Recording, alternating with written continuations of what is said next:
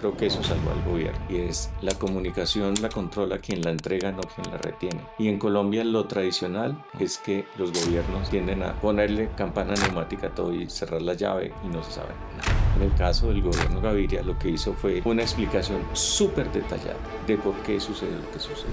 Ricardo Ávila fue consejero económico y secretario privado del presidente César Gaviria. Miguel me llama y me dice: Ávila, hay que estar listos porque está pasando algo muy importante. En estos momentos hay un destacamento militar que está llegando a la cárcel de la Catedral, trasladando a Pablo Escobar. Pero el hecho es que ya debió haber sucedido todo y de pronto tenemos un vacío de comunicación y nadie sabe qué está pasando. Y lo siguiente que pasa es que entra una llamada a mi oficina y yo descuelgo el teléfono y es Eduardo Mendoza y me dice: me tienen aquí retenido los sicarios de Escobar.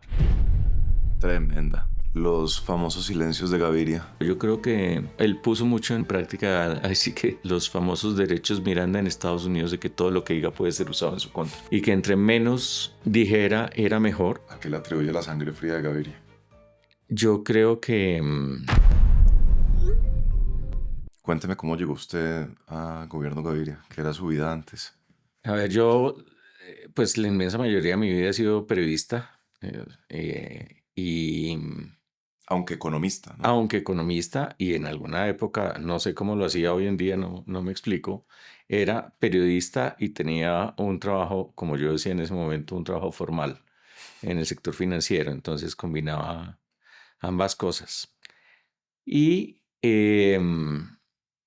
y este tema de cómo llegar al gobierno Gaviria, yo había hecho mi posgrado, una maestría en economía en Estados Unidos, y volví a Colombia y después en ese momento pues trabajaba en Semana. Eso, yo comencé el periodismo realmente por puro interés. Arranqué una revista que ya pocos recuerdan, que se llamaba Nueva Frontera, que era la revista de Carlos Lleras Restrepo, antes de que naciera Semana, y Semana nació como a los pocos meses de que yo comenzara a escribir en Nueva Frontera.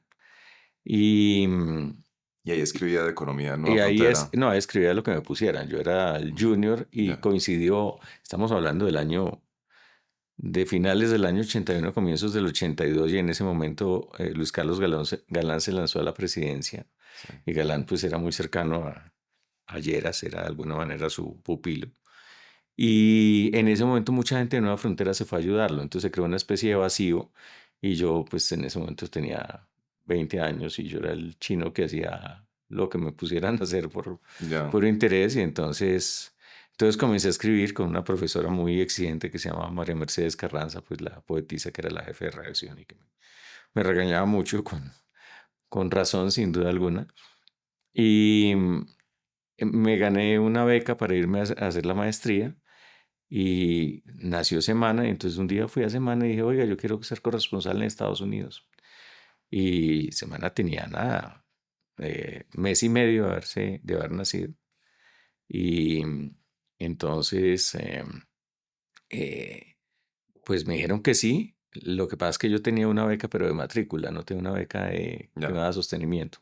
Entonces yo comencé a mandar notas. Después descubrí que todo el mundo que pasaba por Semana y decía lo mismo, le decían que sí, pero nadie mandaba nada. Pero como yo necesitaba eso para poder vivir, Sí. entonces me comenzaron a publicar, entonces me nombraron corresponsal en Estados Unidos. Estuve 2 años, hasta el ¿Usted estaba viviendo 84. dónde, perdón? ¿En qué Estaba parte? en Pittsburgh, en Pensilvania. Y volví a Semana.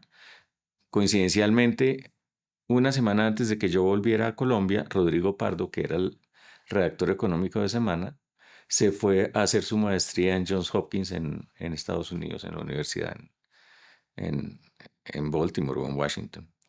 Y, y entonces yo asumí ese cargo y estuve de redactor económico de Semana varios años, que coincidía con esa cosa, que yo tenía un puesto en el sector financiero. Fui director financiero, por ejemplo, de Seguros Colmena. O sea, tenía esos dos sombreros, entre otras porque el periodismo nunca ha pagado bien, pero en esa época pagaba aún peor. ¿Y por qué le gusta? Pues, por Porque qué siempre me ha sí, gustado escribir. por escribir. Siempre me ha gustado El escribir, sí. oficio de escribir Desde es. chiquito, sí, siempre me he sentido bien.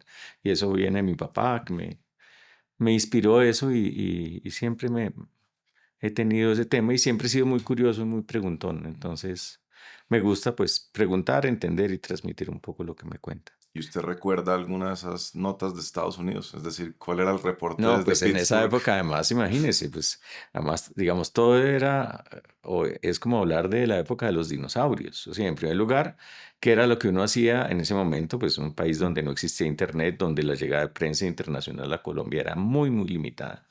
Entonces, pues uno se iba a la biblioteca de la universidad, donde tenía los periódicos de diferentes partes de Estados Unidos, veía televisión y, y tenía acceso a las revistas y yo estaba suscrito a Time y a Newsweek, por ejemplo, que en ese momento eran pues unas de las mejores revistas del mundo. Y entonces pues uno y veía televisión, entonces uno de alguna manera pues sí, fusilaba lo que veían, pues porque hacer reportería pues en Sí, Pittsburgh sobre Estados sí, Unidos pues sí, sí. era prácticamente imposible. Alguna vez me tocó un debate de candidatos presidenciales, eso fue lo único interesante que pasó. Pero dentro de las cosas increíbles es que al comienzo yo mandaba las notas por correo, ¿sí? Después se inventó una cosa que yo podía ir a mandarlas por Telex a Western Union y el Ya. Telex era, pues, haciendo realmente memoria, era que uno perforaba una cinta y pues quien haya visto la película vieja o la serie vieja de los Monsters recuerda que, pues que en la familia Monster el padre leía los precios de las acciones pasando los dedos sobre esa cinta perforada y Ya. era un sistema casi que antidiluviano. Entonces ya en ese momento por lo menos podía, entonces yo escribía mi artículo, iba y a las oficinas de Western Union y lo perforaba y llegaba por Telex Ah, a semana. ¿y le contestaban o usted lo mandaba al vacío y no sabía si le No, pues estaban había publicando sus teléfonos, lo que cosas? pasa es que las llamadas eran costosísimas, entonces uno simplemente chequeaba que todo estaba bien. Ya. Entonces, pues por cuenta de esa dedicación, pues se me abrió el espacio. Llegué a Semana del año 84 cuando había una gente extraordinaria, Antonio Caballero, María Elvira Samper, Laura Restrepo, Marisabel Rueda. Después llegaría Héctor Rincón, extraordinaria gente y pues sí, llegué y Mauricio Vargas acababa de entrar a Semana y nos volvimos muy cercanos. Y a los pocos años me convencieron de que aplicara una beca en París. Entonces me fui a París en el año 87 y volví a finales del 88. Y ¿A periodismo? a ¿Algo de periodismo otra vez periodismo? a Semana. Y me fui a París a hacer mi beca de periodismo. Era Ya. una beca en la que uno realmente no estudiaba nada, aprendía de Europa Ah, y aprendí francés. tremendo. Maravillosa. Pero seguí siendo corresponsal de Semana y esta vez en París. Ya. Entonces también, y tener pues lo que me pagaba Semana me suplementaba un poquito el ingreso que me daba la beca. Y una vez más se acabó eso y volví a Semana. Espere, perdón, lo paro. ¿Y cuáles eran los temas de interés desde No, pues París? era para internacional. Ya, Y internacional. también cubrí deportes, cubrí el Tour de Francia, cubrí la llegada del Pío Valderrama al fútbol francés, Ah, pues en ese momento wow. el tema de que los jugadores colombianos se internacionalizaran era muy extraño, Una pero novedad entonces pues absoluta. fui y recorrí bastante Francia siguiéndole la carrera al Pío en algún momento, pues entonces fue muy interesante. Era increíble esa sección internacional de Revista Semana. Sí, era muy buena y Era Eduardo Mackenzie que impresionante. la manejaba era muy buena. Después cambió de personalidad, pero en ese momento era un tipo muy, muy inquieto y muy agudo y muy conectado con lo que pasaba. Ya, entonces vuelve usted de París. Vuelvo de París, mm, vuelvo a Semana y pues ya en el año 89, pues comienzan a calentarse las candidaturas presidenciales. Recordemos lo que fue el año 89 en temas de violencia en Colombia, incluyendo pues el asesinato de Luis Carlos Galán. Fui con Mauricio, me acuerdo primero pues, por ejemplo, José Antequera estuvo en marzo del 89, fue a Semana, dijo me tengo que ir porque voy para el aeropuerto y Ese en día. ese momento fue el atentado Madre. pues cuando también pues resultó gravemente herido Ernesto Samper, recuerdo haber ido a la clínica a ver las cosas, recuerdo ver a Galán, que en ese momento Galán tiene una presencia impresionante, los periodistas se le abalanzaron y Galán hizo así la mano, como este no es el momento, y todo el mundo se contuvo. 6 meses después, Esa escena que usted relata es es de marzo del 89, cuando lo de Antequera. cuando Samper estaba internado, porque Ah, Antequera ya había muerto. sí, sí, sí. Y cerca de 6 meses después sucede lo de Galán. Vamos primero a esta clínica, después dicen que está en el hospital de Kennedy, llegamos al hospital de Kennedy y ya está, ya la gente está diciendo lo mataron, lo mataron. Un año tremendo, pero pues evidentemente se estaba calentando pues estábamos en época preelectoral, pues recordemos lo que fue esa época tan complicada para Colombia, entonces surge la candidatura de César Gaviria. Y yo todavía no tenía claro que iba a entrar al gobierno, pero Mauricio Vargas sí entró al gobierno como consejero de comunicaciones y después sería ministro, si no me equivoco. Y era la época de la constituyente, todo este tema también al mismo tiempo, un país muy complejo, pero pues con una gran esperanza. Y un día me siento con Rodrigo Villamizar, a quien le habían ofrecido el Instituto de Fomento Industrial, porque dentro de los equilibrios que se formaron, a ese Ernesto Samper, quien ya se había recuperado sustentado, le dan una cuota de poder, que es el Ministerio de Desarrollo, y Rodrigo, que era una de sus personas cercanas, queda en el IFI, que era la corporación financiera del gobierno que tenía inversiones en múltiples sectores, y yo pues era muy joven y Rodrigo me ofrece una vicepresidencia, que era la vicepresidencia de inversiones, que era para manejar las inversiones del IFE de una cantidad de empresas. Y realmente pues, es de los trabajos más extraordinarios que he tenido en la vida. ¿Y usted lo dudó o no? Porque pues en un momento dado lo pensé, pero yo quería ingresar al sector público a ver cómo era eso. Y este era tal vez el camino más interesante. Ah, ¿y Y usted por qué quería entrar al sector por público? curiosidad, quería saber cómo era esa. No tenía ninguna ambición en particular más allá de la de conocer. Entonces entré a eso, y estuve allá como año y medio, y después, por estas cosas de la política, eh, sale Samper del gobierno y el área del Ministerio de Desarrollo de ese momento se la ofrecen es a Andrés Pastrana. Y Andrés Pastrana hace que en el IFI nombren a Luis Alberto Moreno. Pero entonces yo ya había dicho que iba a renunciar. Luis Alberto, de quien me volvería después también muy cercano, me ofrece que me quede, pero yo ya estaba en la cabeza, quería irme. Y en ese momento es de esas bifurcaciones, de esos momentos en la vida en que uno tiene momentos en los cuales uno dice, o me voy por esta senda, me voy por esta otra, muy distintas. Y tenía una oferta para ingresar a un puesto de bolsa, porque dentro de mis cosas que hice cuando no estaba trabajando en periodismo o hacía esa dobleteada de estar en periodismo en el sector privado, fui comisionista de bolsa. Y me hicieron una oferta que era muy interesante desde el punto de vista económico, volverme socio, y que seguramente pues habría resultado bien. Y prácticamente ya había dicho que sí, y Noemí Sanín me llama y me dice, vente conmigo a la Cancillería. Y entonces yo tenía claro que pues si me iba por un camino, pues me iba por el sector privado, y probablemente seguiría escribiendo, no con la misma intensidad, pero si me quedaba en el gobierno ya era entrar realmente no a una entidad descentralizada como era el IFI, sino realmente entrar pues ya a un ministerio. Y entonces finalmente pues imposible decirle que no a Noemí, y me fui de viceministro de ella, me fui de viceministro de Asuntos Internacionales, como lo relacionado con la parte multilateral. Y allá estuve 6 semanas. Entonces la historia es muy sencilla. Yo entré el 8 de enero del año 92 a- al ministerio, y a las pocas semanas era la cumbre de la UNCTAD, la sección de las Naciones Unidas, o la Conferencia de las Naciones Unidas sobre Comercio y Desarrollo.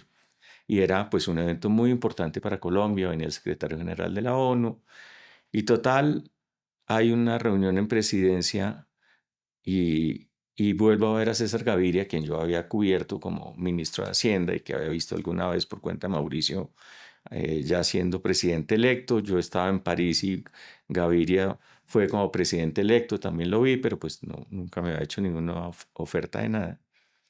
Y en la reunión para mirar el discurso del presidente, pues hay una crisis porque Gaviria dice, estamos a 10 días, no tengo nada, esto es un desastre, la reunión sale mal con la gente que estaba ahí.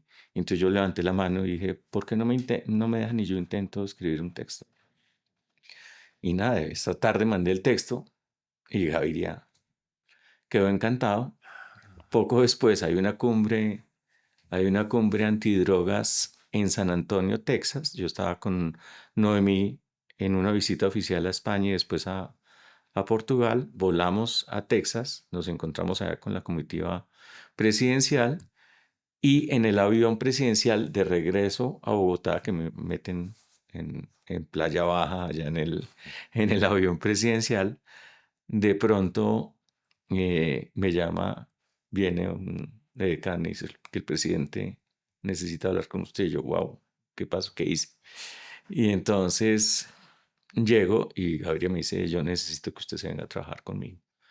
Pues porque yo tengo un problema con este tema de la escritura de discursos y hay mucha economía y usted en este tema demostró que lo hace muy bien y necesito que le diga. Entonces yo le dije a Gaviria que sí y voy y le cuento a Noemí que ya sabía y Noemí me dice, miserable, y no pediste ni siquiera unos minutos para pensarlo.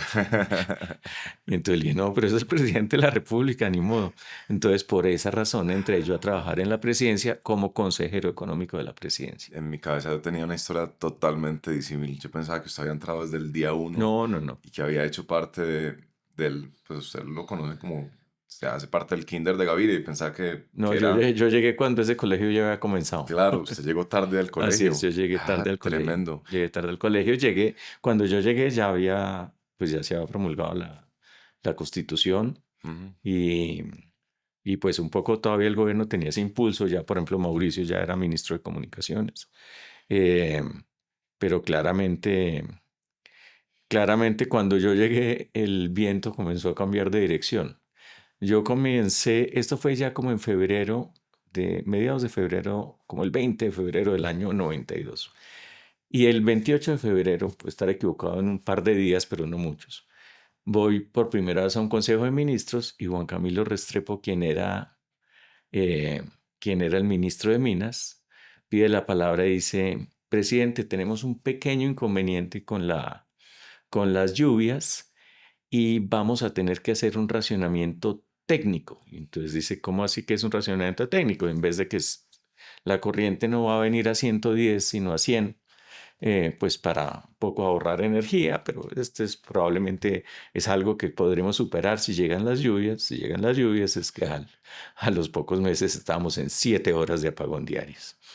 Entonces, pues cuando yo llegué a la presidencia, el clima poco después se comenzó a oscurecer, a los pocos meses, aparte del racionamiento, también pues tuve que vivir pues Madre. mucho más adelante la volada de Pablo Escobar, o sea que me tocó la época dura. Ya, porque mi primera pregunta para usted era qué se sentía ser parte de un gobierno audaz, pero la audacia, o bueno, ya mira, usted la audacia parece que duró el primer pedazo del gobierno y luego ya después fue a defenderse. No, porque fueron dos temas, fueron dos épocas muy interesantes, además como experiencia de manejo público. De alguna manera, cuando a un gobierno le dan un golpe tan duro, primero este tema del racionamiento y después lo de Escobar, pues es como en la época en que uno oía boxeo, que es que hace hay un buen boxeador y de pronto le pegan un golpe de sorpresa, queda aturdido.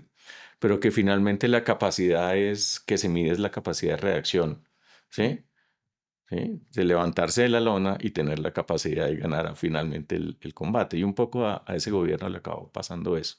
Ya. Le dieron dos golpes muy duros, que fue efectivamente el racionamiento con la famosa hora Gaviria, que movimos los relojes. Eh, pero pues se superó eso y también pues lo de Escobar sabemos cómo terminó y el hecho es que este fue un gobierno que acabó con un prestigio Mm. pues más positivo que negativo que recibió, entregó el país mejor de lo que lo recibió sin duda alguna. Entonces eso fue interesante. El César Gaviria de esa época era muy distinto del que conocemos hoy. Fue un aprendizaje extraordinario. ¿Cómo se viven los estados de ánimo dentro de un gobierno? ¿Qué Pues re- digamos que Gaviria, una nota sobre cómo fue mi carrera allá. Yo entré efectivamente a la Consejería Económica y y básicamente lo que hacía era escribir discursos e ir a algunos comités, pues iba al Consejo de Ministros, iba a algunas juntas directivas, incluyendo, por ejemplo, entré a la Junta Directiva del IFI, iba al Consejo de Política Fiscal, eh, el ministro de Hacienda era Rodolfo Gómez y el director de Planeación Armando Montenegro, ambos supremamente brillantes, pues personas realmente fuera de serie. Y eso estaba muy en orden, pero pues con un país con muchos desafíos claramente. Y yo me comencé a aburrir un poco en ese cargo porque me quedaba mucho tiempo libre, ¿sí? Y yo escribo rápido, entonces más allá de cumplir con el tema de los discursos, pues lo hago rápido. Y vino un cambio dentro de la presidencia porque Fabio Villegas pasó al del Interior ya, o no sé si se llamaba todavía Ministerio de Gobierno, y Miguel Silva, que era el secretario privado del presidente, pasó a la Secretaría General. Entonces se abrió el vacante de la Secretaría Privada y yo la verdad nunca, o sea, pues tenía la vacante y yo le había dicho a Fabio Villegas, ayúdeme más bien a salir, a volverme un poco más a lo mío, yo, o sea, consiga, ayúdeme a entrar a Bancoldex, tenía eso, era lo que tenía como en la cabeza. Y, y de pronto, también de manera inesperada, pues el presidente me ofreció la secretaría privada. Y entonces, pues reemplacé a Miguel y ahí estuve en la secretaría privada hasta final del gobierno, pues que es un cargo muy interesante porque ahí sí está uno trabajando muy de cerca con el presidente. Ya. Entonces, pues Entonces ahí fue cuando usted tuvo más cerca, digamos, esa evolución de los estados de ánimo. sí, pero Gaviria era un tipo muy callado, prácticamente no hablaba, muy estricto con el tema del tiempo, Sí, obsesionado con el tema de la puntualidad y de ser eficiente en administrar el tiempo y lo era. Y en ese sentido, pues no solo llegaba completamente puntual a cualquier compromiso o se molestaba mucho si se desfasaba por 5 minutos, o sea, sí. era realmente atípico. Bueno, ni hablemos las comparaciones con lo que pasa hoy. Y adicionalmente, intervenía muy poco en las reuniones, era muy callado. Entonces yo estuve en reuniones con Gaviria en las cuales llegaba, saludaba, escuchabas y a la media hora decía, muy bien, muchas gracias. ¿Sí? Y un poco como especie de jugador de póker, Sí, muy, muy trabajador. Pero un trabajo, una manera de trabajar distinta, muy apoyado en su equipo y con un enorme respeto por la vida familiar de la gente que trabaja con él. O sea, yo sí cuento en los dedos de una mano las veces que me tocó trabajar los sábados, por ejemplo, ¿sí? Realmente tenía que ser algo extraordinario. Yo en ese momento me casé estando en la presidencia, eh, tuve a mi primera hija y pues sí, en ese tema Gabriel era totalmente respetuoso. Entonces los estados de ánimo era básicamente que él, que él hablaba mucho consigo mismo. Sí, o sea, uno iba en el mm, carro y él gesticulaba como hablando, como en un debate interno, pero sí. no era, a diferencia de lo que escuchaban otros presidentes, o sea, yo no me acuerdo o sea, jamás me gritó, eso sí estoy absolutamente seguro, ni cosas de ese estilo, nada, nada en ese sentido. Los famosos silencios de Gaviria, ¿usted se los atribuye más a su manera de reflexionar o hay algo ahí de estrategia a ver si el otro decide rellenar el silencio y sin tener que uno que preguntar descubre cosas? Yo creo que era una mezcla de todo, yo creo que él aprendió, él puso mucho en práctica, así que lo que dice los famosos derechos Miranda en Estados Unidos de que todo lo que diga puede ser usado en su contra y que entre menos dijera era mejor y que tenía que ser muy cuidadoso en controlar el mensaje. Entonces era un presidente que prácticamente no improvisaba ningún discurso. Por eso el tema de los discursos era tan importante. Mm. Y yo creo que eso muestra la personalidad y lo cerebral que es. Puede no ser el mejor comunicador, pero siempre eso le permitía tener la disciplina de controlar el mensaje y ser coherente en lo que decía. Nunca tener una salida en falso, porque pues obviamente a veces daba ruedas de prensa y hablaba con los periodistas, pero en general absolutamente cuidadoso con el tema de cómo, de los mensajes que da. Quizás no el estado de ánimo del presidente, pero más como el ambiente general dentro del gobierno. El ambiente yo lo recuerdo como un ambiente bueno, obviamente con preocupaciones, pero había, en primer lugar, frente a lo que he observado en los diferentes gobiernos, a mí siempre me ha apasionado seguir las presidencias en Colombia, incluso desde antes de entrar al gobierno, la de Belisario y la de Barco también la seguí de cerca porque me interesaba mucho ver esos comportamientos. Eh, Y la de Barco se había, puede, perdón. había poco, por ejemplo, o prácticamente ninguna luchas internas de poder, o sea, y, y el presidente, sin ser efectivamente un tipo que, o sea, una vez más, yo no me acuerdo de haber visto a Gaviria manotear en la mesa, ¿sí? A veces, si acaso, habría subido la voz, pero en general, si castigaba a alguien, lo castigaba ahora o con una frase Mm. hiriente a veces o con el látigo del silencio, por ponerlo Sí. en esos términos, pero no, no había grandes tensiones internas, ¿no? No sé quién era el que decía que lo peor que alguna vez le dijo Gaviria fue, ¿y usted sí será capaz de hacer eso? Ah, sí, ese sí, sí, sí, sí. O el famoso cuento de que cuando él le decía a uno con tu perdón, uno decía Ah, sí. existía el verbo con tu perdonear, Sí, sí, ya sí. lo con tu perdoneó. Entonces ya cuando uno decía eso, pero una vez más, y obviamente además la autoridad estaba absolutamente clara, no se discutía. O sea, el presidente decía, con tu perdón, esto está mal. ¿Sí? Y estaba mal, sí. Dice usted que le ha gustado seguir las presidencias. ¿Era posible seguir la presidencia de Barco? La sensación desde los medios era que era absolutamente hermética. eh, Pues digamos que uno hace una labor de reportería y averigua cómo eran las cosas. No era tan evidente en ese momento, aunque había pruebas y uno lo veía a título de periodista, en el sentido de que Barco a veces se desconectaba y que evidentemente la enfermedad que todos sabemos que tuvo, pues comenzaba a dar señales. O sea, o sea, yo estuve una vez, era el aniversario, ¿qué debía ser eso? Como el aniversario, eh, tal vez los 75 años de la Federación de Cafeteros o algo así. No, no eran, bueno, o el aniversario X de la Federación de Cafeteros en Medellín, y Barco leyó 2 veces la misma página del discurso, ¿sí? Otras veces uno tenía el texto de lo que iba a leer el presidente se saltaba una página. Cosas pueden parecer anecdóticas, pero pues evidentemente eso no sucede tanto. Ujú. Eh, y se comentaba mucho, evidentemente era muy cerrado ese Sanedrín de Barco, pero, pero al mismo tiempo, pues uno tenía información un poco de lo que sucedía adentro, sí.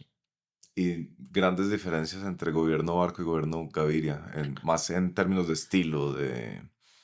No, pues en primer lugar el gobierno Gaviria y eso quedó en claro desde la conformación del equipo, un relevo generacional muy grande, pero con mucho aprecio de Gaviria hacia Barco, muy respetuoso y muy en línea de continuidad en algunas de las reformas importantes que hizo el gobierno Barco. La verdad, por ejemplo, recordemos que realmente la apertura comenzó en el gobierno Barco, comenzó en febrero del año 90, eh, pues en un COMPES en el cual eso lo impulsó María Mercedes Cuéllar. O sea que es así, Gaviria pues siguió por esa senda y la aceleró, pero, pero en eso hubo mucha continuidad.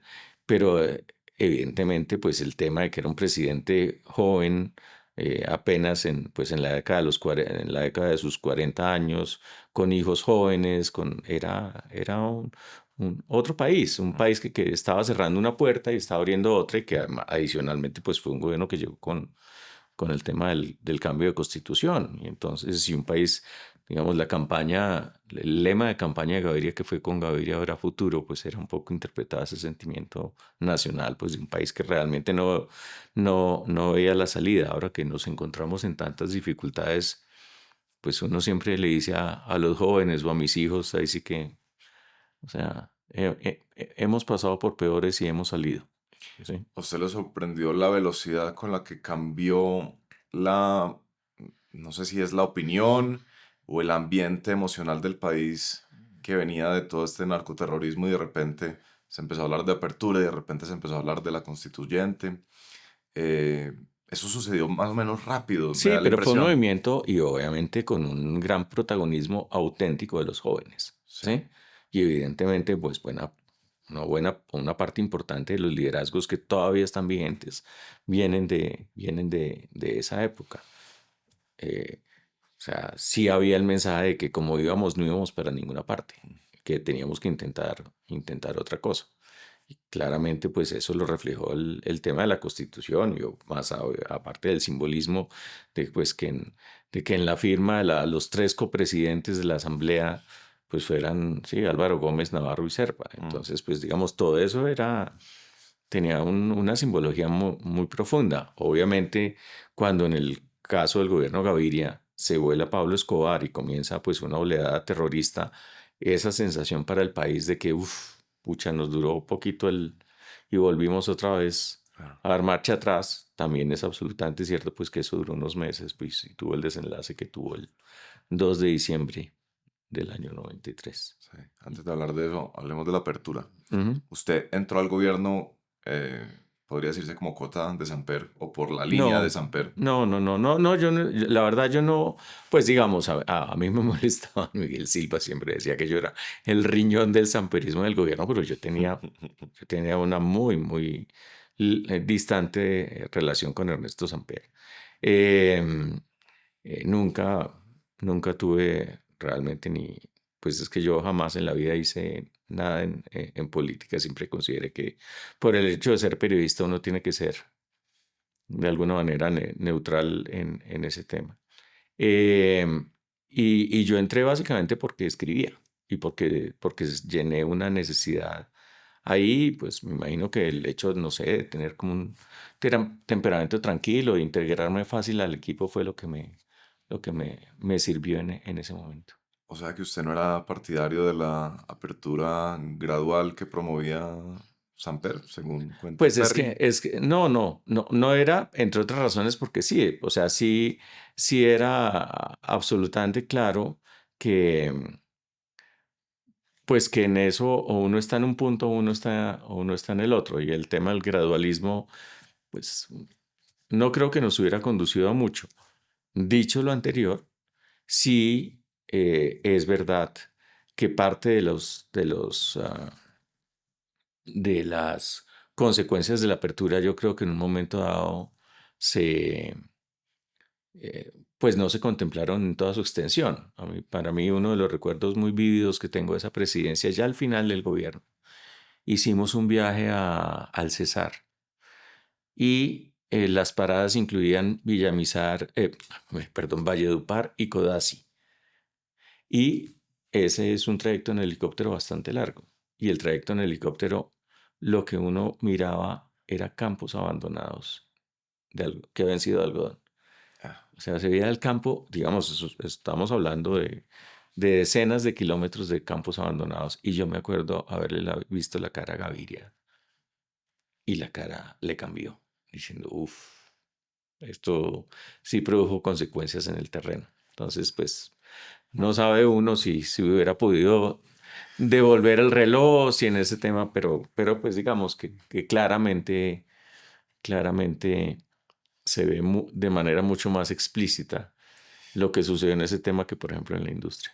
pero ese no era un poco la tesis de que para crecer había que No, por supuesto. someter al sacrificio eh, muchas... por supuesto, sí, sin duda alguna. Y en abstracto dejar de ser competitivos. Yo, por ejemplo, tuve mucho que ver en el IFI con una empresa que se llamaba Álcalis de Colombia y era clarísimo que era totalmente eh, no competitiva y que manejaba también, pues, y que tenía un entronque con la concesión Salinas y, y era absolutamente evidente, pues, que lo que es la consecuencia de eso es que los productos que vendía Álcalis o la sal que consumían los colombianos se vendía a un costo muy superior al costo internacional. Entonces siempre está la gran pregunta es ¿por qué tiene o las industrias que aprovechan esos insumos o los consumidores que soportar o que pagar las consecuencias de un modelo ineficiente que preservaba algunos privilegios finalmente de unos pocos? Por ejemplo, Alcalis tenía un sindicato poderosísimo con entronques en Zipaquirá, donde ya sabemos quién hizo el colegio, pero digamos que de ahí viene una tradición sindical muy fuerte que también en Salinas, por ejemplo, con esa población. Y uno veía que eso no iba a sobrevivir en la apertura como efectivamente sucedió. Es al interior del gobierno lo que usted alcanzó a percibir, no en los últimos 2 años, pero quizás en los primeros dos, se sentía como si hubiera dos bandos, es decir, los gradualistas versus los No, aceleracionistas, si se pudiera llamar, o eso no era tan así. no era así. Realmente, pues digamos, solamente Samper Ya, pues, tenía una y Samper estaba realmente, pues aislado. sí, estaba aislado. O sea, las decisiones las tomaban Gómez y Montenegro y el presidente estaba con ellos y Samper pues era pues una presencia a la cual se le daba, pues sí, él indudablemente tiene sentido del humor y buenas maneras, pero claramente ahí había una tensión, pero pues sí, Mm, era un mini bando dentro de ese gobierno. ya. ¿Y qué me puede contar sobre esas tensiones entre Samper, Gómez, Montenegro? Pues digamos, se hacían a veces pullas aquí, pullas acá, pero era clarísimo, era una lucha desigual, sí, o sea, en la cual nunca hubo mucho que discutir. Ya. Y claramente cuando finalmente se decide la conformación primero, sobre todo la aceleración de la integración con Venezuela, en una cumbre con Carlos Andrés Pérez, pues finalmente se produce pues, la derrota desde el punto de vista conceptual e ideológico de Samper. ¿Mm? Entonces, pues ahí quedaron las cosas ¿Cuál? y no hubo mucha, y poco finalmente, por supuesto que esto tiene muchos más aristas, pero finalmente siempre Gaviria dijo, pues si Samper va a ser presidente cuando sea presidente y esto le parece tan malo, que lo eche todo para atrás y ese no fue el caso. ¿Mm? ¿No fue el caso? No, no fue el caso. No fue el caso. ¿Cuál era el peor escenario posible con la apertura? ¿Cuál era? Había un gran riesgo del que se comentaba en el gobierno. Es decir, esto se nos puede disparar tal u otro indicador económico y No, sería no la había debacle. no había tantos temores. Lo que era claro es que había que hacer trabajos en muchos campos y que por supuesto era absolutamente fundamental que la empresa privada hiciera labores de reconversión Ujú. y, y, y, y que buscara modernizarse. Y eso es un tema complejo en un país que tradicionalmente ha sido muy cerrado. O sea, Colombia, aún después de la apertura, cuando uno lo mira en los indicadores del peso del comercio exterior sobre el tamaño de la economía, sigue siendo una economía cerrada, que tiene, más allá de calificarlos, lo cierto es que en ciertas condiciones la ha protegido de los vaivenes internacionales. Eso es absolutamente cierto. Pero seguimos siendo un país muy cerrado, con poca. O sea, cuando uno mira naciones de América Latina, otras partes que sean comparables en materia de inserción internacional, están mucho más adelante. Déjeme leer acá del libro de Perry que hizo con Isabel López Giraldo. Dice, a propósito de la apertura, también hubo dos características de la manera como se hizo la apertura que incidieron en que no rindiera el fruto esperado en términos de crecimiento. El primero, el que simultáneamente se abrió la cuenta de capitales y los dólares que entraron revaluaron el peso. La revaluación hizo menos rentable exportar y abarató las importaciones. Por eso ni la industria ni la agricultura pudieron aprovechar bien la apertura en la primera mitad de los 90 y no hubo un éxito exportador como en Asia. ¿Qué opinión le merece? Pues digamos, me parece que ese puede haber sido uno de los factores, pero en general lo que uno ha notado siempre, desde incluso ese momento, es que tenemos mentalidad de economía cerrada Mm, en nuestros empresarios. mm, O sea, el presidente o otros presidentes han hecho misiones comerciales y conseguir la gente para eso es dificilísimo, dificilísimo. Y eso es que es simplemente una idea cultural Pues yo que... creo que lo que pasa es que el mercado interno es mucho más rentable. ¿M? Y por circunstancias no solo históricas, sino sobre todo geográficas, eso se presta Mm, a, a que sea mejor vender adentro y hacer y que la rentabilidad sea mayor y se evita riesgos e incomodidades. Es que eso de maletear por el mundo ya, es complejo. o sea, someterse a la competencia. Sí, someterse a la competencia. Después hubo una apertura interesante en términos de inversiones, pero muchos años después en Colombia, que es otro giro inesperado que dio el país, pero eso merece una mención aparte. Pero en general, somos un país con un apetito exportador limitado hasta ahora. Uno ve de vez en cuando eh, cosas interesantes, pues sí, claramente, pues hemos tenido algunas historias de éxito. Lo que pasó en Flores fue muy llamativo. Lo que está pasando ahora con aguacate o con ciertas frutas es muy interesante, pero sin duda alguna estamos muy lejos de nuestro potencial y se han intentado muchas cosas. Y claro, esas circunstancias macroeconómicas, sin duda alguna que el tema de la tasa de cambio influyó, pero pues quienes están en esto saben que la decisión de meterse en un modelo más orientado hacia las exportaciones, pues la tasa de cambio varía, y que no la toma con base en la tasa de cambio Ujú. del día sino pues en las estrategias de largo plazo, esa volatilidad está incluida. Y si bien es cierto que el peso ha tenido periodos grandes de revaluación, también ha tenido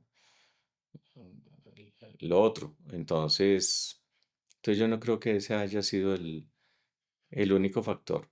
Eh, pero, pero sí, o sea, todavía seguimos sin cumplir eso. Y frente a lo que dijo Perry, de quien yo fui tan cercano, a quien quise profundamente porque es una persona extraordinaria, eh, eh, yo creo que, yo creo que uno escucha otros planteamientos en el sentido que de alguna manera el país nunca se abrió del todo, Mm. más allá del tema de la apertura comercial en muchas cosas, seguimos con otro tipo de barreras. La versión de María Mercedes Cuellar es que la apertura venía gradual, había empezado desde Barco. Sí. Luego llega este momento, yo no sé si es año 92, en el que el país se llenó de dólares y creo que son los importadores o los exportadores que están aplazando la decisión de importar o exportar. Siempre Mm, me confundo ahí en esas dos. Y se decide que hay que hacer una aceleración de la apertura. Y sale incluso un COMPES y hay una decisión en ese sentido. Entonces se bajan drásticamente de aranceles. Y según María Mercedes Cuellar, en ese momento se produce una contrarreacción brutal de los gremios del sector privado. Y ahí es que muere en cierto sentido el proyecto de la apertura, porque pues con toda esta manera de medidas para así arancelarias es. eh, terminamos teniendo una economía incluso más cerrada de lo que se había logrado, creo que hasta el año 90, como muestra algún estudio de Jorge García. Pero es que parte de la lógica en ese momento, por ejemplo, del dólar barato, era que si había que hacer reconversión industrial, ¿sí? Y había que traer maquinaria para ser mucho más eficiente, mejor hacerlo, ¿sí? Con un dólar barato que con un dólar caro. Claro. Que de alguna manera eso era lo que así facilitaba dar el salto. Ya. Pero, O sea que pero digamos, sí, nos quedamos un poco a medias en ambos casos. pero entonces era una tensión entre la reconversión industrial y la exportación, porque No, porque la reconversión, o sea, cuando se produce una apertura, por un lado están los productores que necesitan defender su cuota en el mercado interno, sí, así no vayan a exportar, sí, ¿sí? Y por el otro lado está el tema de los que tienen vocación exportadora, que destinan un porcentaje importante de sus ventas a estar en otros mercados. Y ambos necesitan maquinarias nuevas y eficientes para tener competitividad. Obviamente sabemos que que esa es una condición necesaria, pero no suficiente. Hay muchos factores más que explican por qué nosotros no somos tan competitivos frente a nuestros pares y por qué lo que se llama coloquialmente como el costo Colombia tiende a ser más alto mm, que en otros lugares y eso hace, una vez más, nuestros centros de producción, con excepción de los de la costa Caribe, pero nuestros centros principales de producción, pues están en la mitad de las montañas, ¿sí? mm, Tan solo ese hecho varía completamente la ecuación. Y yo le agrego, y es que el país en general, pues en múltiples sectores es muy rentable vender internamente. ya, Hay una especie de protección natural que tenemos, de la que gozamos y de la que gozan muchos productores y que siguen sobreviviendo sin desconocer que en muchos casos también la pasan difícil, pero muchos logran sobrevivir por esas condiciones. interesante. Mm. El presidente Gaviria que dice que él fue el mejor estudiante de economía de la Facultad de los Andes. ¿Se dejaba asesorar económicamente? Es decir, ¿cuál era usted como consejero, qué tanto consejo podía dispender o en qué ámbitos usted se enfocaba? No, digamos, uno como consejero lo que hacía era escribir los discursos e interpretar la línea que él quería. Por supuesto, uno puede dar unas puntadas aquí y allá, pero realmente la política económica la definían, pues era Gaviria y sus dos piedras angulares para ejecutarla, pues era Gómez y Montenegro, sin duda alguna. Yeah. O sea, ya no era, nunca hubo un tipo de debate, y bueno, ¿y ahora qué vamos a hacer? Y Gaviria tenía ese tema bastante en la cabeza, lo tenía claro, digamos que en eso yo no lo vi con dudar nunca, Sí. ¿sí? O sea, después, como con esta anécdota del César, cuando vio las consecuencias, pudo hacerse preguntas, pero ya el gobierno estaba al final, Mm. ya no había marcha atrás, ya estábamos jugados. Volviendo a esa metáfora del boxeador que cae en la lona y se vuelve a levantar, ¿cómo fue la levantada de este gobierno? Eh, en términos, si quiere hablar del razonamiento, del apagón o si quiere hablar de la, de la No, fuga de o Escobar. sea, finalmente, una vez más, cuando a los gobiernos les pasan esto, si quedan un poco aturdidos. Sí, Finalmente lo que se mide es su capacidad de reacción. En el caso del apagón, lo que se hizo fue tomar medidas de emergencia, castigar a unas personas que no dieron las alertas a tiempo y rezar para que viniera la lluvia. Y medidas pues sí desesperadas como ese cambio de hora, fue muy, que en su momento se pensó que iba a ser hasta popular, ¿m? ujú, Pero pues por un lado la gente pues en las ciudades, entonces el bus que recogía a los niños a las 6:30 o a las 6:15 de la mañana pasaba a recogerlos pues todavía a las 6:15, pero eran las 5:15 de antes y era de noche, entonces las quejas de los padres y en el campo la gente siguió con la hora tradicional. Entonces me acuerdo que Juan Manuel Santos, que era el ministro de Comercio, fue gran impulsor de la decisión. Para el cambio de hora estuvo presente, pero cuando eso no salió mal y la hora se devolvió, nadie apareció para la foto. Entonces, pues, pero fue un ensayo válido, pues que tenía una lógica, pues como la que existe en la ciudad, en los países desarrollados que cambian su hora en la época del verano, simplemente pues para que las actividades económicas se hagan con luz y se gaste menos energía. Entonces eso fue un proceso interesante, tal vez la mejor lección de lo que eso es que hubo un reacomodo institucional, gracias al cual no hemos vuelto a tener un apagón. Sí. ¿Sí? Probablemente lo vamos a tener dentro de poco por cuenta de todas las equivocaciones que ha cometido la administración Petro. Pero el modelo que se puso en marcha, sin decir que era impecable, sin decir que no se le pudieran hacer ajustes, realmente que nació de esa crisis, y esa es la principal lección, fue un modelo extraordinario que le ha garantizado a lo largo de estas más de 3 décadas, pues el debido abastecimiento de energía a los colombianos, y en eso me parece rescatable. Y frente a lo de Pablo Escobar, fue muy interesante. Espere, perdón, lo Sí, paro ahí. sí, ¿A usted lo sorprendió que no pegara la hora Gaviria? sí, a mí me sorprendió. Me sorprendió porque yo le di una ventaja. Parte del argumento es que, por ejemplo, la gente podía regresar del trabajo con luz a su casa, Mm, ¿sí? Pero sí, por un lado, de alguna manera muestra lo aversos al cambio que somos nosotros los sí. colombianos. Yo creo que eso forma parte de la, de la psiquis nacional, ¿sí? A nosotros nos gusta mucho hablar del cambio, pero cuando llega nos sacude, ¿sí? Y el otro tema, sí, subvalorar el tema del impacto de la levantada de los niños en particular. Eso fue un tema muy complejo. O sea, Mm, uno llegaba a las ciudades, a Pasto, y la gente decía, Gaviria, la hora, ¿sí?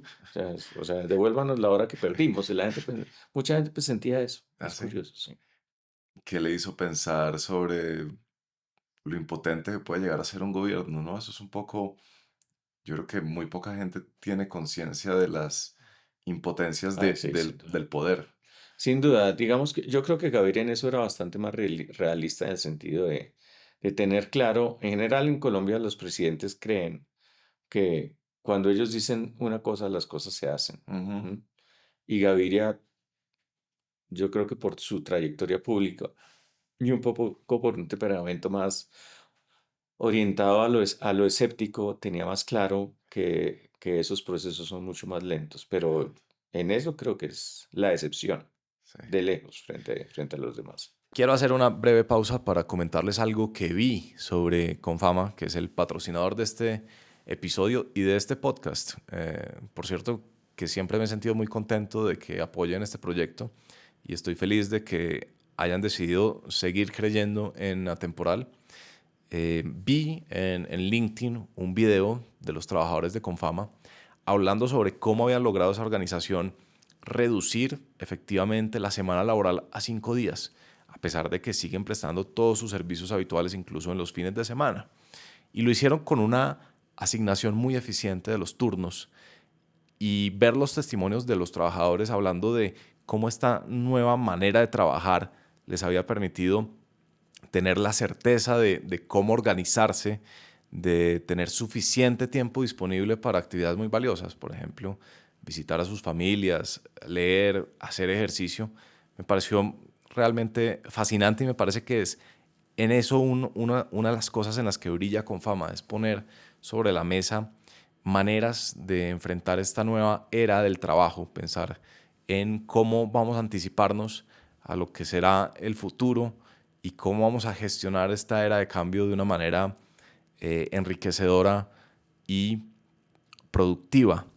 Creo que toda empresa, toda organización que se esté preguntando cómo vamos a hacer de cara a los desafíos de la nueva era, puede encontrar en Confama una cantidad de conocimiento valioso acumulado que será muy, muy provechoso de cara a los desafíos que van a estar enfrentando y que enfrentaremos todos de cara al futuro. De manera que, Confama, gracias por poner esos temas sobre la mesa, gracias por apoyar este proyecto y permitirle a ustedes seguir disfrutando de este episodio.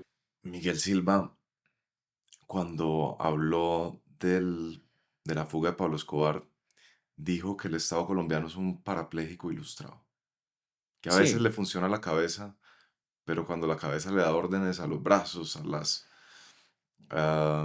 las piernas, hasta ahí llega. Cuénteme un poco qué recuerda de esa... yo recuerdo que estábamos Corferias y adicionalmente había un viaje a Madrid a una cumbre iberoamericana. Y Miguel me llama y me dice, Ávila, hay que estar listos porque está pasando algo muy importante. Entonces le dije, ¿qué sucede? Me dijo, en estos momentos hay un destacamento militar que está llegando a la cárcel de la catedral. A estas horas más o menos debe estar eh, eh, pues, eh, trasladando a Pablo Escobar. Más tarde ya debe haber sucedido el traslado.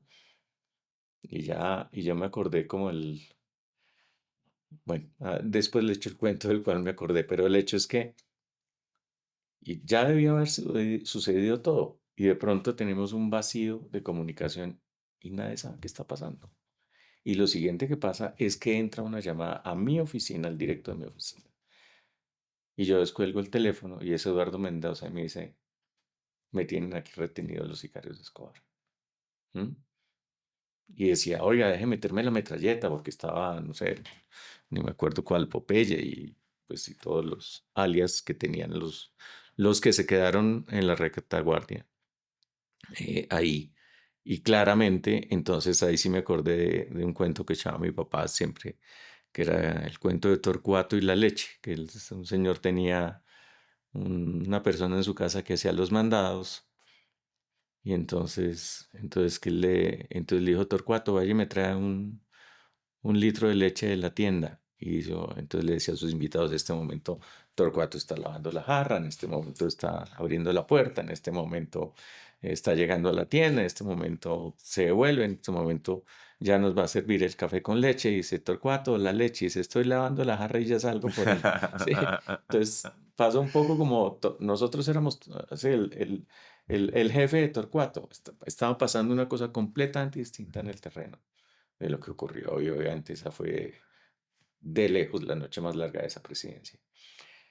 Y lo que fue interesante después o sea, obviamente ver de esas imágenes imborrables, ver a Gaviria y Rafael Pardo, ninguno de los cuales se destaca por su locuacidad, o por lo, digamos, el Gaviria de hoy es mucho más locuaz que en aquella época en que hablaba muy, muy poco.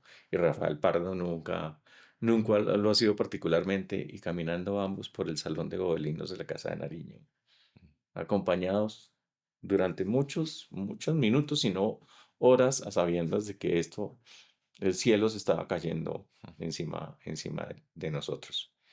Y, y en eso, pues por supuesto, no solo era que se volara el criminal número uno en la historia de Colombia, sino adicionalmente la vida de los rehenes, eh, las consecuencias políticas para el gobierno, etcétera. Y lo que fue muy interesante fue el ejercicio y yo creo que eso salvó al gobierno, de que acaba siendo un gran ejercicio práctico en lo que son las comunicaciones estratégicas. Y es la comunicación la controla quien la entrega, no quien la retiene. Y en Colombia lo tradicional es que los gobiernos tienden a ponerle campana neumática a todo y cerrar la llave y no se sabe nada. Sí. En el caso del gobierno Gaviria, lo que hizo fue una explicación súper detallada de por qué sucedió lo que sucedió. ¿Mm? Y ese ejercicio de transparencia fue absolutamente clave. Ese fue muy interesante. Em, no sé si Miguel hacía este argumento, Miguel Silva, pero es posible. Porque él me había contado que Gaviria, cuando era representante de la Cámara, le había hecho un debate de control político a Belisario Ujú, por lo del Palacio de Justicia. ujú. Y era el caso opuesto al manejo de comunicación estratégica, porque cada vez Gaviria revelaba un pedazo nuevo de información. Sí, Entonces cada vez había la sensación de que esta gente está todavía ocultando algo claro, más grande. así es, Entonces muy interesante así ser es, ese espejo así de esa es. situación. Sí, quizás fue por eso, pero digamos, yo no estuve o sea, digamos, yo participé, por supuesto, en la redacción de lo que se entregó. Pero de la conceptualización de vamos a contarlo todo, Mm, no recuerdo muy bien cómo se llegó a ese tema, pero fue sí. absolutamente fundamental. ¿Usted pasó esa noche en Palacio? Sí, claro, Ok. claro. Sí, ya no me acuerdo que llegué a la casa. O sea, yo iría a las 5 de la mañana y uno, pues váyanse, ya que. Pero volvimos muy temprano y con todo este tema, además, de verdad, el país es muy complejo. Yo todavía me acuerdo del coronel, creo, de la Cuarta Brigada de Medellín, diciéndome, vea, no, yo le garantizo, esos están ahí escondidos en un túnel, ahí debajo de la catedral. Ellos no se han ido cuando Pablo Escobar, después supimos, ya estaba Hmm. a decenas de kilómetros de distancia, que uno no sabe si además hay gente que hace el trabajo sucio de desviar la pista para... Todos esos temas pasaban. Entonces, esa sensación de no tener en quién confiar. Entonces, esos meses que vinieron, por un lado, pues viene otra vez esta oleada terrorista de Escobar. Y por el otro lado, el tema cerebral de Gaviria, de cómo vamos a reaccionar.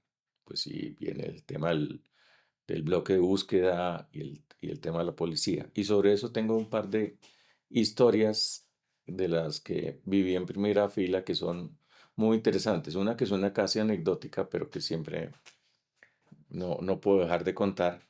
Y otra de un momento que fue clave pues ya en los días finales de Escobar. ¿Cuál quiere primero? La anecdótica. Entonces, la anecdótica es que Mauricio Puerta, el astrólogo, era muy cercano a la presidencia de Gaviria, no por astrólogo, sino por el hecho de que Mauricio Puerta ha trabajado con las comunidades indígenas de Tierra Adentro toda su vida. Y entonces, pues nosotros estuvimos en Tierra Adentro, por cierto, en una de esas, por la cuenta de la hora Gaviria, la comunidad llegó una hora después. Pero, pero el hecho es que Mauricio, un día, no, me lo encuentro en un corredor de la casa de Nariño. Pues sí, obviamente uno vivía con el ceño fruncido y me dijo, usted no se preocupe que a Escobar lo van a matar. Me dijo, está, los astros lo dicen. Y pues yo siempre he sido escéptico frente a ese tema, pues de la astrología y pues, y entonces pues lo miré con cara de sí, claro. Pasan los meses y me lo vuelvo a encontrar y le digo, ¿qué hubo, Mauro? ¿Qué pasó? ¿No es que lo iban a matar? Me dice, no, no, en estos días lo matan. Eso es ya. Y a los 2 días, No diga. sí, o a los 4 días. O qué sé. Y el otro tema, la otra anécdota, es que yo le conté que era excepcional que Gaviria lo hiciera trabajar a uno un fin de semana. Pues bien, no me acuerdo qué discurso, pero el hecho es que tocó trabajar el sábado. Ya mi hija Adelaida estaba bebé, entonces pues era raro que yo tuviera que ir. Entonces fui el sábado por la mañana a trabajar un discurso con él y estábamos en mi oficina mirando el discurso, y suena el conmutador de Palacio, que en ese momento pues era realmente el cerebro de comunicaciones de cómo se comunicaba el gobierno. Y contesto yo el teléfono y el operador del conmutador con una voz absolutamente temblorosa. Me dice, doctor, está Pablo Escobar en la línea. Pero pues como si hubiera visto al demonio, literalmente. Y entonces, pues yo que soy también de temperamento tranquilo, puse la mano en la bocina y le dije, presidente, está llamando Pablo Escobar. Y Gaviria, en ese temperamento también, se queda así y dice, ya sé qué vamos a hacer. Entonces, uno de sus edecanes había sido el bloque de búsqueda. ¿M? Y claramente, pues había escuchado grabaciones de Escobar, pues porque obviamente la primera cosa es si es Pablo Escobar o no es Pablo Escobar, pues. Y el edecán pasa al teléfono y lo que ha sucedido, si uno recuerda la historia, es que la familia de Escobar, en teoría, se coge un vuelo de Lufthansa a Alemania y cuando llegan a Lufthansa, Colombia logra que los deporten de vuelta a Bogotá. Entonces, pues, obviamente, Escobar quería preservar a su familia que estaba en residencias de Kendama en Bogotá. Y cuando los devuelven, pues llama a hacer todas estas amenazas.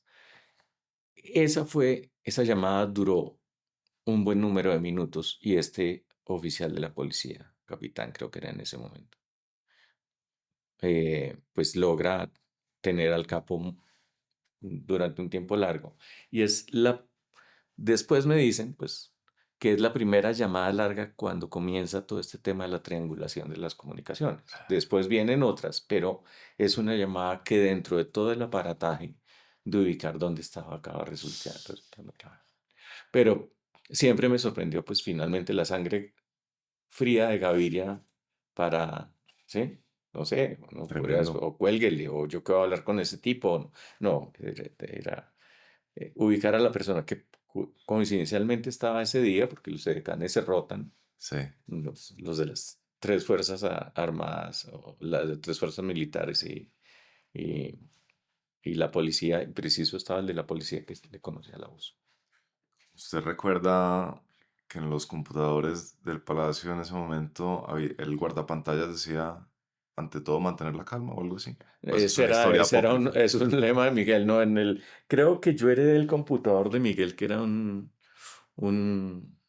un Mac viejo, pues obviamente viejo en ese momento, no, pero no era el más nuevo tampoco en ese momento y a lo mejor tenía ese lema, pero sí, Miguel decía ante todo mucha calma. Ante todo, mucha Mm, calma. sí, era uno de los lemas internos de esa época, sí.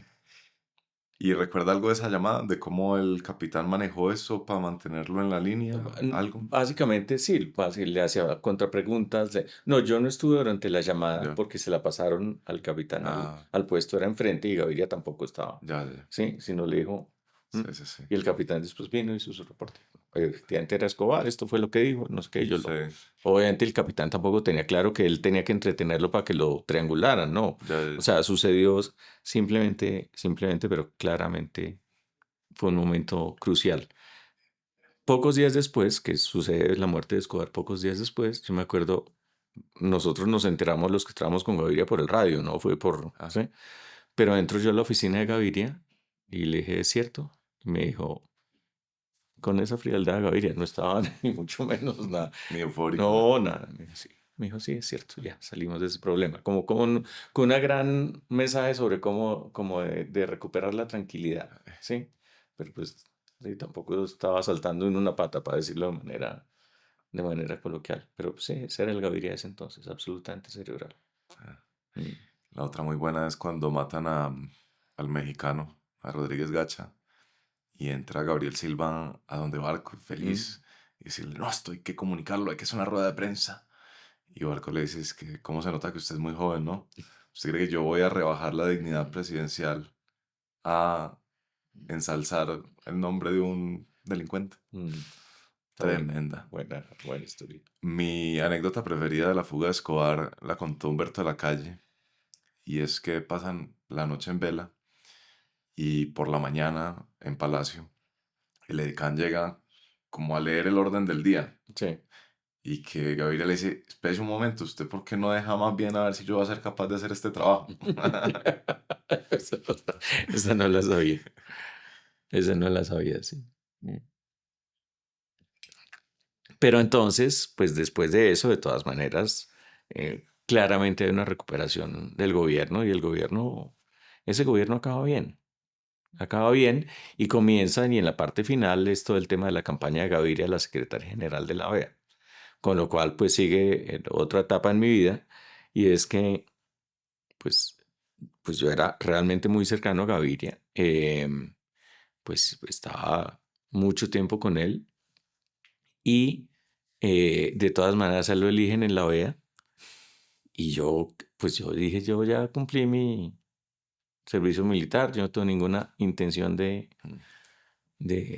seguir en el gobierno ni en nada, no quiero nada, ni nada de diplomacia, nada, yo me devuelvo a lo mío. O sea, yo en esa época me acuerdo tenía escoltas y yo los despachaba el viernes y vengan el lunes por la mañana, o sea, sí, yo manejaba mi carro y sí, tenía pues mi bebé en ese momento y mi esposa de aquella época y pues ya nada, o sea, era un ciudadano absolutamente común y corriente que iba a hacer compras al supermercado el sábado y no tenía ninguna nostalgia de pensar que eso se iba. Y entonces un día entro yo a la oficina de Gaviria y me dice, no, pues y ahora que se acaba el gobierno, ¿yo con quién voy a trabajar en la OEA? Todos se van y nadie, usted por ejemplo. Le dije, vea, presidente, hagamos una cosa, yo no me quiero ir ahorita, pero si usted realmente me necesita, usted me dice y yo me voy a trabajar a Washington con usted. No ahora, ahora voy a conseguir gente para irse para Washington. obviamente uno no puede hacer promesas que no le pasen la factura 2 años después o algo de ese estilo. Voy a Washington y Gaviria me invita a su casa. Yo volví a semana a trabajar. Me invita a su casa y me dice, hace tanto tiempo usted me dijo que si yo lo necesitaba, usted. Ya terminó usted. Y entonces Miguel Silva en ese momento tenía un traductor que era una especie de calculadora que uno le metía las palabras y las decía en inglés. Y Miguel escribía, yes, Mr. President. Y el traductor decía, sí, señor presidente. Entonces, pues sí, así acabé volviendo a trabajar con Gaviria en Washington. ¿Hasta qué año duró ese periodo? Y yo llegué en el 96, en enero del 96, y me retiré en el 99, pero me quedé un año más en Washington. eh, pues, pero ya no en la OEA. O sea, yo, cuando Gaviria lo reeligieron para un segundo periodo en la OEA, dije, ya, después de esto ya quiero cambiar de puesto. El gobierno de Gaviria coincidió con el de Carlos Andrés Pérez, En la parte inicial, sí. a quien Chávez le hizo 2 golpes de estado. Claro. ¿Recuerda algo de eso? El del 4 de febrero, si mi memoria no me falla en Sí, la 4 de fecha. febrero.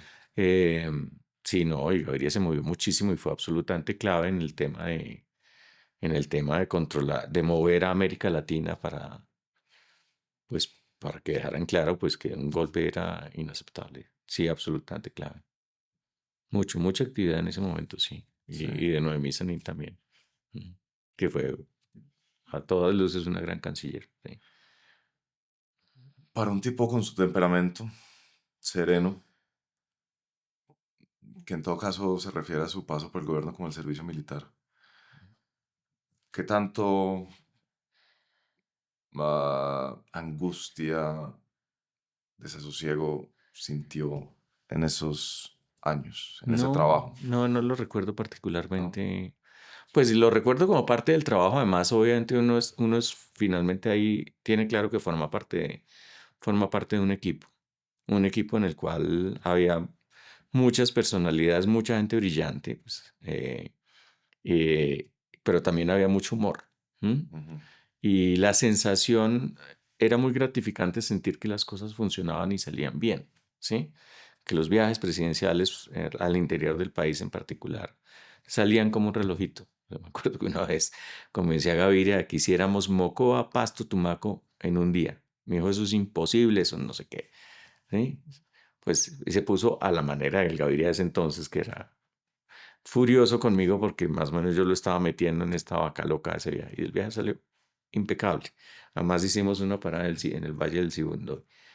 Y en el avión de vuelta me dijo, "Ay, odio decirle que tenía toda la razón, ¿sí?". Pero era, digamos, todo funcionaba muy bien y con un equipo muy bien ajustado.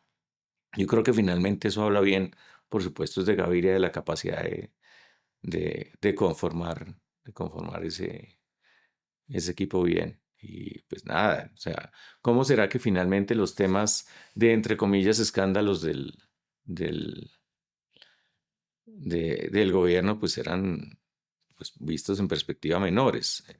Todavía me acuerdo, entonces Gaviria cumpleaños, se organizó una parranda vallenata un sábado, estoy yo y le digo yo al jefe de casa militar, y dice, oye, ¿y estos vallenatos cómo vinieron? Dijo, los trajimos en el avión de Valledupar. Y yo, ¿en cuál avión? Dice, en el presidencial. Dice, ¿cómo se les ocurre? ¿Sí? ¿Sí?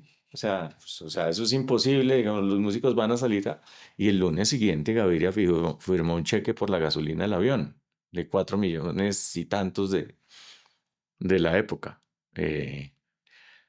Pues, pero ese era el nivel de Sí. escándalo que tenía que enfrentar el gobierno. El otro tema fue, pues, un tema también visto en perspectiva absolutamente menor, y era que por cuenta de los convenios de cooperación, los gringos iban a construir una escuela en Juan Chaco, y entonces comenzó, pues, un movimiento de que eso era violar la Injerencia. Constitución porque era permitir el paso de tropas extranjeras por el país. Pues, una absoluta estupidez cuando una vez más lo mira uno en contexto, pero supuesto, en su momento fueron noticias muy destacadas, pero casi que en aquel momento logramos recuperar en ciertos instantes, pues noticias que forman parte de lo que es un país normal, que no tiene que ser un tema cataclísmico, Sí. ¿sí? De que se nos va a hundir la democracia, nos va a desfondar el país por cuenta de esas circunstancias. ¿A qué le atribuye la sangre fría de Gaviria? No lo sé, pues un tema de personalidad, claramente. Eh, y al hecho de, y al hecho de que él en esa época era limitado tecnológicamente y admiraban los más jóvenes el hecho de que nosotros pudiéramos manejar el computador y cosas de ese estilo. Y entonces sabía que tenía que apoyarse en otras personas y sabía que tenía que delegar. Em, y el Gaviria de ese momento comenzó a cambiar el día en que aprendió a manejar un computador, cosa que ya sucedió en la VEA. Fue Mm, curioso porque la relación mía con él empezó a variar en ese momento, ¿sí? Cuando yo llegué a la OEA, yo ya no le hacía los discursos porque él los hacía. ujú. Y era muy complejo porque entonces, o era más complejo porque él ya defendía su texto. Es completamente distinto, ¿sí? Cambió el método, Cambió el método y cuando ya uno escribe, dice, ¿por qué me le cambia mi párrafo? ya. ¿Sí? Entonces comenzó a cambiar la relación. Obviamente el Gaviria de años más recientes, que es muy de charachero, es muy distinto del que yo viví. ¿Mm? Increíble que Sí. un computador genere tantos Pero cambios. yo creo que finalmente este tema de personalidad, de cómo, por qué Gaviria era como era un tema de autodisciplina. ¿Mm? De mirar cómo debía manejar las cosas y por supuesto probablemente, y aquí ya estoy especulando, probablemente también es una manera de manejar la inseguridad, pues porque ser presidente de Colombia es una cosa muy complicada. De esas anécdotas faltaba, no sé, una semana para que se acabara la presidencia. Íbamos en el carro de vuelta para la casa de Nariño y dice Gaviria, yo no sé lo que le ven Menem, Cardoso, Fujimori a esto de reelegirse. Yo estoy feliz de irme de esta vaina. Feliz. ¿Mm? Es el peor puesto que puede existir desde el punto de vista de tranquilidad personal. ¿Sí? Y que de alguna manera, pues digamos, o sea, por supuesto le metió mucho trabajo, hubo muchos sinsabores, pero pues que consideraba que la suerte lo había favorecido, pues porque al final acabó sacando bien la partida. ¿Mm? La versión de Mauricio Vargas de por qué no se ha retirado Gaviria es bastante benévola. Ujú. Dice, porque los verdaderos líderes saben cuándo sienten el llamado a liderar y si Gaviria no se le atraviesa a Petro, Petro se habría tomado el Partido Liberal. ¿Usted tiene alguna Yo creo opinión? que tiene mucho de eso sin duda alguna, pero también en gracia de discusión, digamos que o sea, Gaviria también tuvo en su momento un gran contrapeso frente a Uribe, También, sí. sí, sin duda alguna. O sea, eso no le viene, no es reciente, viene de antes, Sí. sí, sí, sin duda alguna, tiene mucho que ver ahí. El poder, su relación con el poder, nunca se sintió tentado No, a... nada, nada, no, no, yo en cero. A mí lo que más me sirve el haber pasado por la Casa de Nariño es para desmitificar el poder, a- pero al mismo tiempo revalorar una cantidad de cosas. O sea, por ejemplo, yo soy un gran defensor del Congreso y de la labor que hacen los congresistas. Me encantaba desde la época de periodista ir al Congreso, pues que realmente ahí sí está representado el país. Pues sí, puede ser que no haya mucha de la gente que uno desearía, pero también es una síntesis de lo que es Colombia. Y en el caso de la presidencia es muy interesante ver aún sus incapacidades. ¿Mm? Eh, y de la manera práctica, a mí cuando las pocas veces que he vuelto a la casa de Nariño me sirve porque sé dónde queda el baño y qué corredor, dónde quedan los corredores y no me pierdo. Y sí, la conozco bien por dentro, pero me produce absolutamente cero nostalgia. La última vez que estuve en un despacho presidencial, pues debió ser con Juan Manuel Santos. Y yo entro y, pues, digamos, si acaso me doy cuenta que es que cambiaron los muebles, pero sí. que yo diga, ay, qué rico estar aquí de vuelta. No, en absoluto. Me alegró mucho haberlo hecho, pero cero, cero, cero morriña, como dirían los brasileños, sí.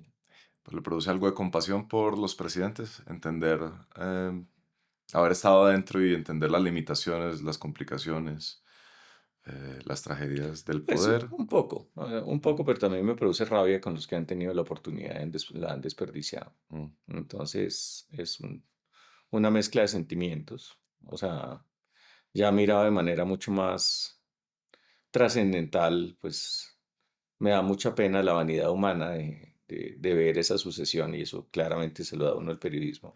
Esa sucesión de personas que creen que los nombran en un cargo y no se dan cuenta que, como dice Mafalda, el envase hay que devolverlo.